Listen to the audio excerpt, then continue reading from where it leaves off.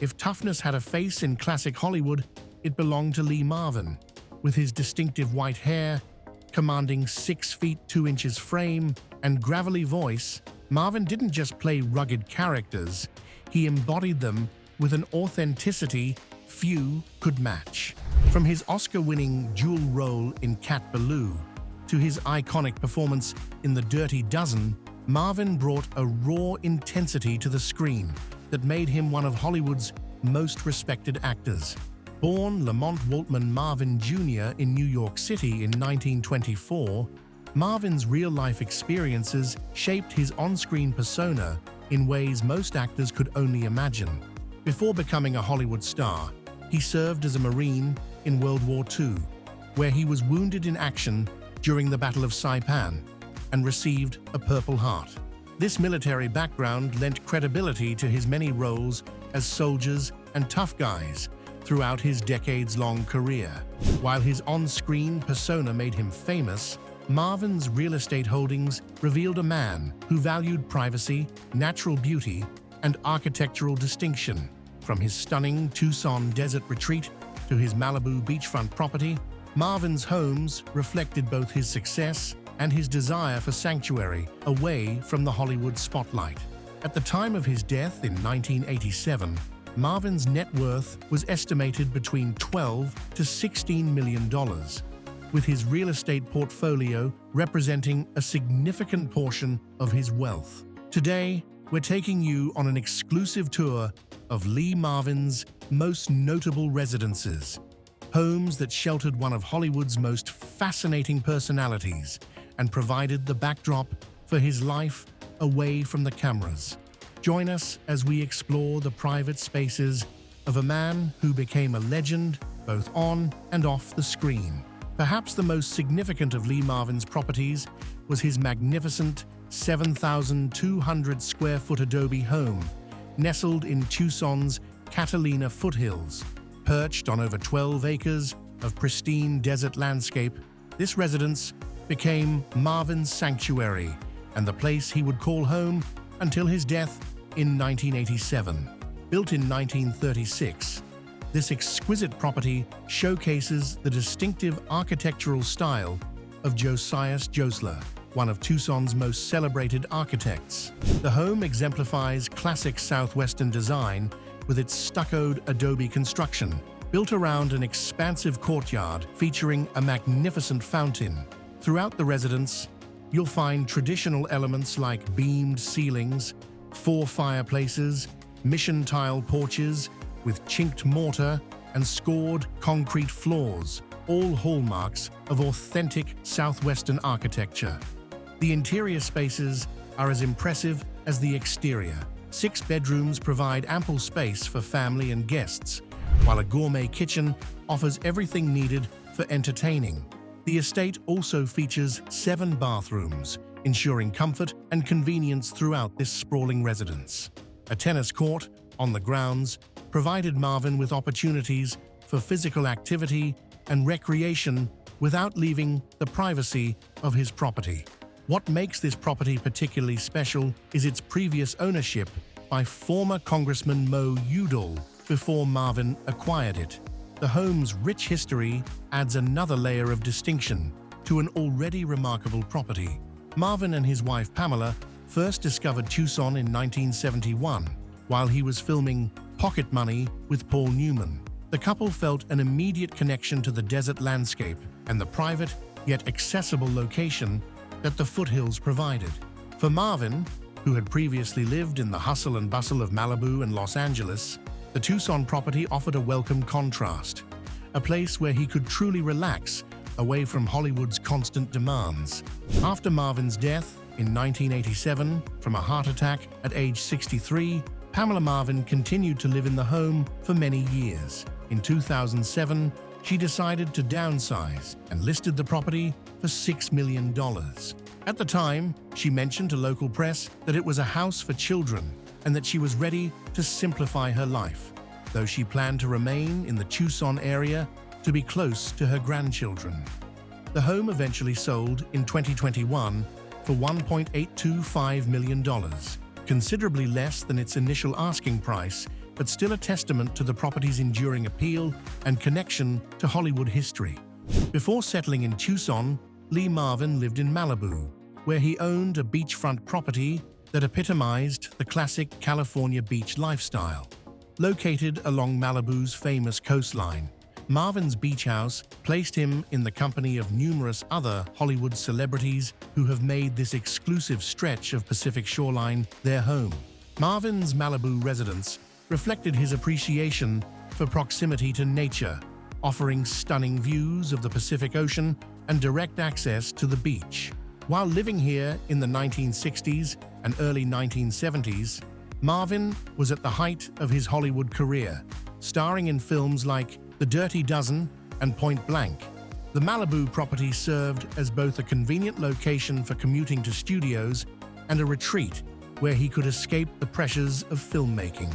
The house was reportedly located in an area where homes were so closely built that this stretch of the Pacific is virtually private and therefore secluded, an important consideration for a celebrity of Marvin's stature.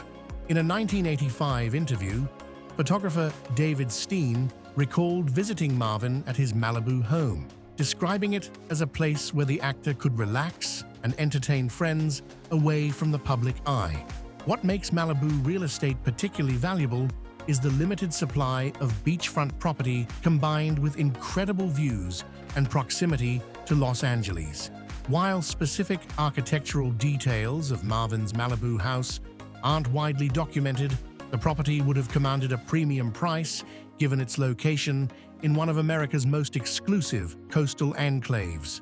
Less known than his other properties but significant in the Marvin family history is a home in Oro Valley near Tucson. This property became the subject of a legal dispute in 2008, more than 2 decades after Lee Marvin's death, highlighting the complex legacy of his real estate holdings. The home, located in the 800 block of East Palisades Road, became the center of a legal battle between Pamela Marvin, Lee's widow, and her daughter, Wendy King. Court records indicate that the property had been occupied by Wendy and her husband Fred King for 25 years, but disagreements arose over its ownership and proper disposition. According to court documents, the survivors' trust that Pamela Marvin managed after her husband's death would receive 81% of the proceeds if the home was sold, while Wendy King would receive the remaining 19%. However, Wendy King's attorney argued that Lee Marvin had intended the property to be part of her inheritance. The dispute highlighted the lasting impact of Lee Marvin's estate planning and the emotional connections to the properties he left behind. The Oro Valley home, while perhaps less glamorous than his Tucson estate or Malibu beach house, nevertheless represented an important piece of the Marvin family story and another testament to his preference for the Arizona landscape. Lee Marvin's impressive real estate portfolio formed a significant portion of his wealth. At the time of his death in 1987, his net worth was estimated between $12 to $16 million, adjusted for inflation, representing the culmination of a successful Hollywood career spanning several decades. Marvin's earning power reached its peak in the late 1960s and early 1970s, when he commanded approximately $1 million per film, just $200,000 less than what top star Paul Newman was earning during the same period. His Oscar win for Cat Ballou in 1965 and subsequent successes like The Dirty Dozen solidified his position as a bankable leading man who could carry major productions.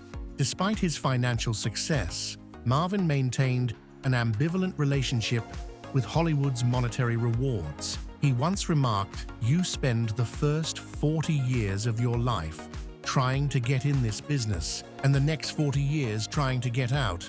And then when you're making the bread, who needs it?" This perspective perhaps explains his preference for homes away from Los Angeles, seeking authentic experiences over Hollywood glamour. Marvin's estate planning created lasting implications for his family. According to his first wife, Betty Eberling's memoir, he left only $10,000 in his will for his 4 children from their marriage, with most of his assets presumably passing to his widow Pamela, whom he had married in 1970. The division of his estate and the management of his properties continued to impact family dynamics long after his passing, as evidenced by the legal disputes that emerged years later. No discussion of Lee Marvin's property holdings would be complete without mentioning the landmark palimony case that made legal history and had significant financial implications for the actor. From 1965 to 1970, Marvin lived with Michelle Triola, who legally changed her surname to Marvin, although they never married. After their relationship ended, Triola sued Marvin for financial compensation, similar to what would be available to a spouse under California's alimony and community property laws. The resulting legal battle, Marvin versus Marvin, established the concept of palimony and changed the legal landscape for unmarried couples throughout the United States.